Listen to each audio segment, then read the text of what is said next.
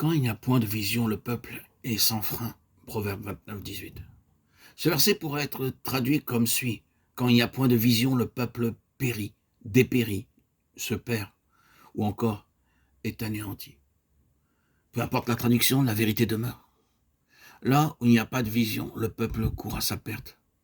Cela est largement et clairement illustré à travers toute la parole de Dieu. Nous trouvons un exemple flagrant au début de la période de Samuel 1. Nous lisons 1 Samuel 3, 1. La parole de l'Éternel était rare en ces jours-là. La vision n'était pas répandue. À cette époque, il n'y avait pas de vision, c'était chose rare, et nous savons la situation déplorable qui prévalait alors. Je suis personnellement persuadé que beaucoup parmi le peuple de Dieu pourraient aujourd'hui s'identifier à cet état de choses.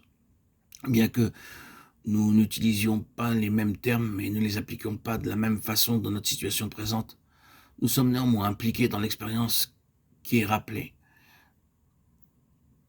Nous éprouvons la nécessité de nous adapter, de conformer nos idées, d'accommoder notre façon de penser, d'accorder notre attitude à la situation présente.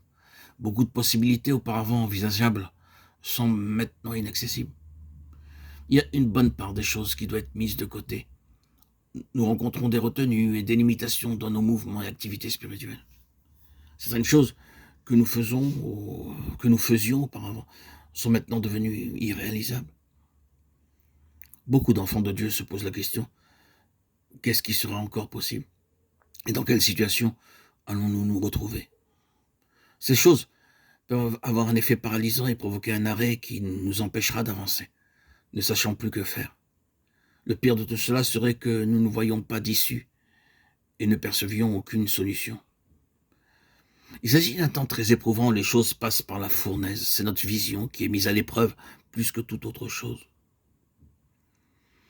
Notre vision souffre-t-elle déjà de la situation?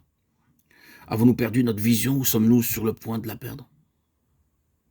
Sommes-nous anéantis, perdus? Nous retrouvons-nous sans force de cohésion, sans conviction, ni assurance quant au but qui est en vue? Périssons-nous déjà? Sommes-nous égarés quant à notre œuvre, notre appel, ne sachant plus où nous devrions être?